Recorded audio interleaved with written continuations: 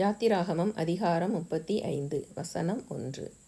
மோசே இஸ்ரவேல் புத்திரராகிய சபையார் எல்லாரையும் கூடிவரச் செய்து அவர்களை நோக்கி, வசனம் 2. நீங்கள் 6 நாள் வேலை செய்ய வேண்டும். 7ஆம் நாளோ உங்களுக்கு பரிசுத்த நாளாய் இருப்பதாக. அது கர்த்தருக்கென்று ஓய்ந்திருக்கும் ஓய்வு நாள். அதிலே வேலை செய்கிறவன் எவனும் கொலை செய்யப்படக் கடவன். வசனம் 3. ஓய்வு நாளில் உங்கள் வாசஸ்தலங்களில் எங்கும் நெருப்பு மூட்டாதிருப்பீர்களாக என்னும் இவ்வார்த்தைகளை கைக்கொள்ளும்படி கர்த்தர் கட்டளையிட்டார் என்றான். வசனம் 4. பின்னும் மோசே இஸ்ரவேல் புத்திரராகிய சபையார் எல்லாரையும் நோக்கி, வசனம் 5. உங்களுக்கு உண்டானதிலே கர்த்தருக்கு ஒரு காணிக்கையை கொண்டு வந்து செலுத்துங்கள்.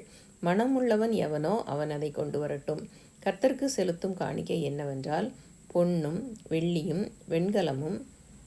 வசனம் 6. இளநீல நூலும் இரத்தாம்பர நூலும் சிவப்பு நூலும் மெல்லிய பஞ்சு நூலும் வெள்ளாட்டு மயிரும். வசனம் 7. சிவப்பு தீர்ந்த ஆட்டுக்கடா தோலும் தகசு தோலும் சீத்தீம் மரமும். வசனம் 8. விளக்குக்கு எண்ணெயும் அபிஷேக தைலத்துக்கு பரிமள வர்க்கங்களும் தூபத்துக்கு சுகந்த வர்க்கங்களும். வசனம் 9.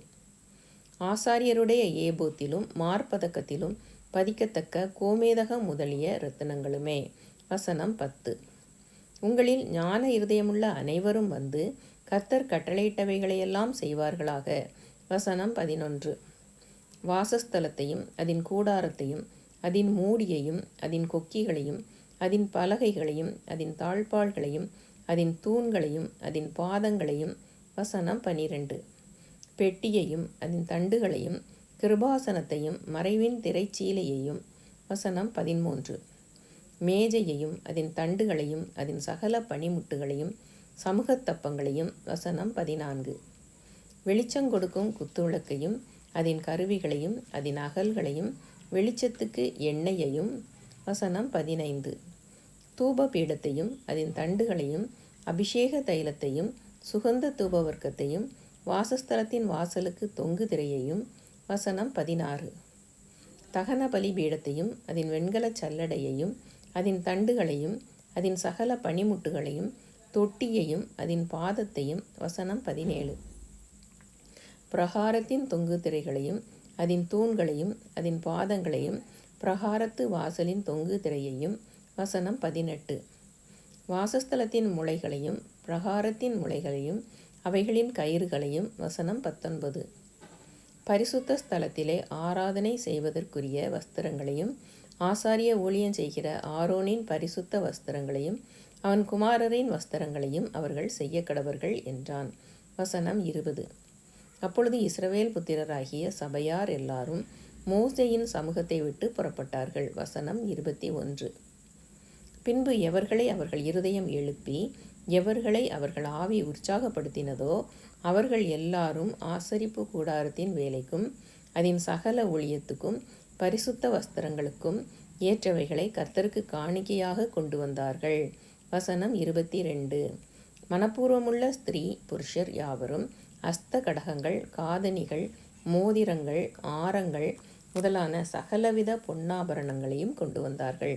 கர்த்தருக்கு காணிக்கை செலுத்தின ஒவ்வொருவனும் பொன்னை காணிக்கையாக செலுத்தினான். வசனம் 23. இளநீல நூலையும் இரத்தாம்பர நூலையும் சிவப்பு நூலையும் மெல்லிய பஞ்சு நூலையும் வெள்ளாட்டு மயிரையும் சிவப்பு தீர்ந்த ஆட்டுக்கடா தோலையும் தகசு தோலையும் தங்களிடத்தில் வைத்திருந்த யாவரும் அவைகளை கொண்டு வந்தார்கள். வசனம் 24. வெள்ளியையும் வெண்கலத்தையும் கொடுக்கத்தக்க யாவரும் அவைகளை கர்த்தருக்கு காணிக்கையாக கொண்டு வந்தார்கள். பற்பல வேலைகளுக்கு உதவும் சீத்தீம் மரத்தை தங்களிடத்தில் வைத்திருந்த யாவரும் அவைகளை கொண்டு வந்தார்கள். வசனம் 25. ஞான இருதயமுள்ள ஸ்திரீகள் எல்லாரும் தங்கள் கைகளினால் நூற்று தாங்கள் நூற்ற இளநீல நூலையும் இரத்தாம்பர நூலையும் சிவப்பு நூலையும் மெல்லிய பஞ்சு நூலையும் கொண்டு வந்தார்கள். வசனம் 26. எந்த ஸ்திரீகளுடைய இருதயம் ஞான எழுப்புதல் அடைந்ததோ அவர்கள் எல்லாரும் வெள்ளாட்டு மயிரை திரித்தார்கள். வசனம் 27. பிரபுக்கள் ஏபோத்திலும் மார்பதக்கத்திலும் பதிக்கும் கோமேதகம் முதலிய இரத்தினங்களையும். வசனம் 28. பரிமள வர்க்கங்களையும் விளக்கெண்ணெயையும் அபிஷேக தைலத்துக்கும் சுகந்த வர்க்க தூபத்துக்கும் வேண்டியவைகளையும் கொண்டு வந்தார்கள். வசனம் 29. செய்யப்படும்படி கர்த்தர் மோசேயை கொண்டு கற்பித்த வேலைக்குரிய யாவையும் கொண்டு வர இஸ்ரவேல் புத்திரருக்குள் தங்கள் இருதயத்தில் உற்சாகமடைந்த ஸ்திரீ புருஷர் யாவரும் கர்த்தருக்கு காணிக்கையை மனப்பூர்வமாய் கொண்டு வந்தார்கள். வசனம் 30. பின்பு மோசே இஸ்ரவேல் புத்திரரை நோக்கி, பாருங்கள், கர்த்தர் யூதாவின் கோத்திரத்தில் ஊரின் மகனான ஊரியின் குமாரன் பெசலெயேலை பெயர் சொல்லி அழைத்து. வசனம் 31. அவன் விசித்திரமான வேலைகளை யோசித்து செய்யவும், பொன்னிலும் வெள்ளியிலும் வெண்கலத்திலும் வேலை செய்யவும். வசனம் 32. இரத்தினங்களை முத்திரை வெட்டாக வெட்டி பதிக்கவும், மரத்தில் சித்திரவேலை செய்து சகல வினோதமான வேலைகளை செய்யவும். வசனம் 33. அவனுக்கு ஞானத்தையும் புத்தியையும் அறிவையும் அருளி அவன் சகலவித வேலைகளையும் செய்யும்படி தேவ ஆவியினாலே அவனை நிரப்பினார். வசனம் 34. அவன் இருதயத்திலும் தான் கோத்திரத்து அகிசாமாகின் குமாரனாகிய அகோலியாபின் இருதயத்திலும் போதிக்கும் வரத்தையும் அருளினார். வசனம் 35.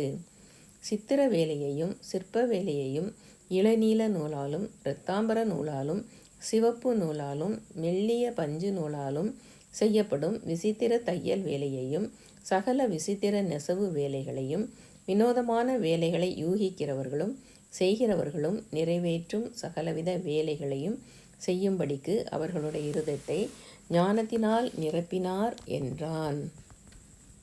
யாத்திராகமம் அதிகாரம் 35 முற்றிற்று.